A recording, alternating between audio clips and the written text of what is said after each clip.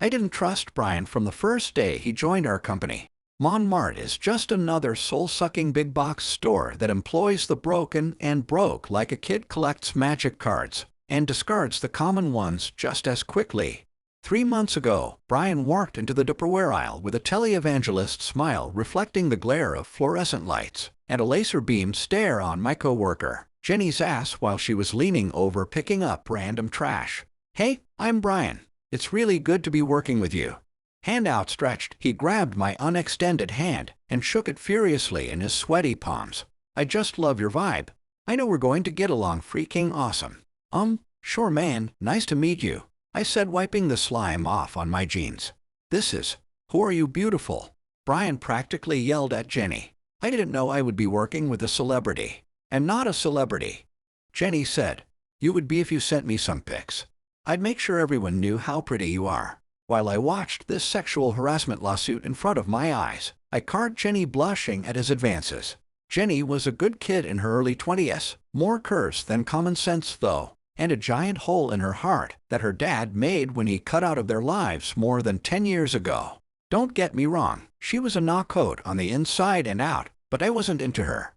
For one, I was way too old for her, and two, I didn't swing that way. I had more exotic tastes. I just felt protective of her, but I wasn't her dad, and I couldn't get in the way. Over the next couple of weeks, I noticed Brian chatting her up in hardware, and I'm pretty sure he made it at least a little farther with her in the break room on the overnight shift. It was what it was. I really got worried last week though when Brian dropped her off for her shift, and she wouldn't look me in the eyes when she clocked in. "Hey Jenny, wait up," I called, and she stopped short before leaving the back room. Her hair was down that day, brushed over the side of her neck, revealing ugly dark bruising along her jugular. "What the? Jenny, what happened? Just leave me alone, will you?" she muttered through clenched teeth and stormed out of the room. The next day, Jenny didn't show up for work. 3 days later, the police asked questions but told everyone not to worry about it. She was young and would show up. They'd seen this kind of thing before. Monday, Brian was moving in on the new girl at the store, Brandy. Same MO. Brandy looked a lot like Jenny too. Fun and cute, with a hurt she didn't quite understand yet, but left her vulnerable to assholes and predators.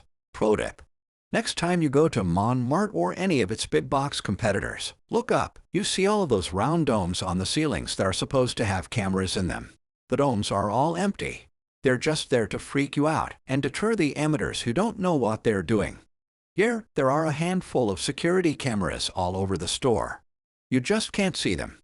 You've got to know where they're at. I just happen to know that the security camera in the alley behind the store had a tragic mishap with a baseball bat last night. Management is lazy. They won't get to that for a year. Maybe. Where is she? A shoal. I slammed Brian into the brick wall next to dumpster. "Who? Stop screwing with me." Brian threw a sloppy right I blocked with my left. My knee struck gold between his legs, and my right snapped his head back with an uppercut. "How's it feel dealing with someone your own size?" "Okay man, okay. Shit, just give me a second." Brian stretched out his hands, placating.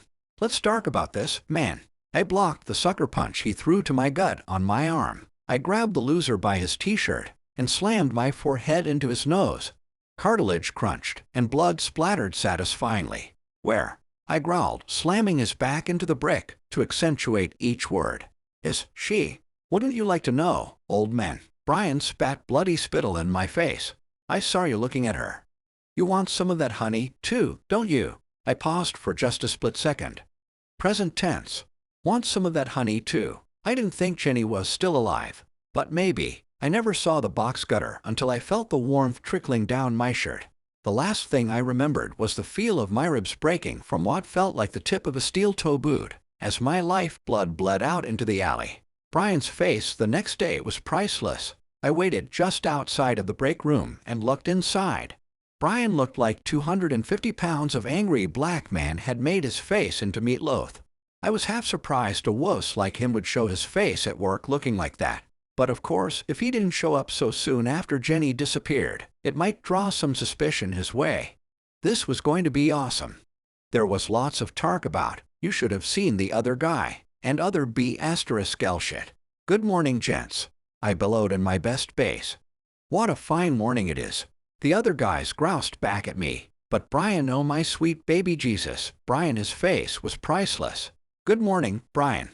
I walked right past him and clocked in at the electronic time clock. "It looks like you came out of the wrong side of a meat grinder." "Oof," I said. "Shut your mouth. You like you've seen a ghost." I walked out the door and started my shift. Later that night, I just got off of the 12-hour shift and walked into the employee parking lot at the back of the store. Invading weeds cracked through the weathered asphalt, laying claim to the land once again. I noticed my car door was open ajar, but I didn't think anything of it. Horn-cracked leather upholstery creaked in the back seat as I settled into the driver's seat. "I just want to know where she is, Brian. Just tell me. It'll be easier for you." Thick blackness draped over my face, and tightness closed off my airway. I only knew the dark. "Top o' the mornin'," I shouted into Montmartre the following day. I pulled a toothpick from my pocket and dug out pieces of dirt from my teeth. I didn't get out that morning in the bathroom. "What the hell? You can't be here!" Brian screamed, spittle flying from his ruined mouth. "You're dead! You're dead!" "Brian, calm down, man," I said, raising my hands in front of me, palms open. "Calm down, buddy." My muscles easily encapsulated his shoulder blow to my abdomen. A crowd of looky-loos of Montmartre employees and customers started to surround us like a schoolyard fight. I heard someone mention calling 911. "Better make this quick." I grabbed Brian's head in a rear choke hold, pivoted his body, and jerked his neck up so his ear was next to my mouth. "You've got to decide very quickly, Ashol," I whispered into his ear. "Tell me where Jenny is, or I will F***sking haunt you every F***sking day of your miserable, worthless F***sking life." I applied just a little extra torque to the pressure points behind his jaw. "RV lot, outside of town. Blue. Camper," he croaked. "That's a good boy," I whispered, applying just enough pressure to cut off his airway until his body slumped in my arms.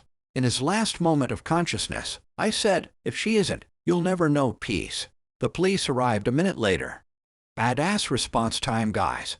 I quietly slipped away in the confusion and drove to the RV parking lot outside of town. In the very far back of the lot was a broken-down blue trailer. I found Jenny inside, alive. I got her to the local hospital and slipped out of the emergency room doors when the doctor walked in. She was going to be okay. But just in case, I left an envelope in her jacket that'll see her through for a few years while she recovers.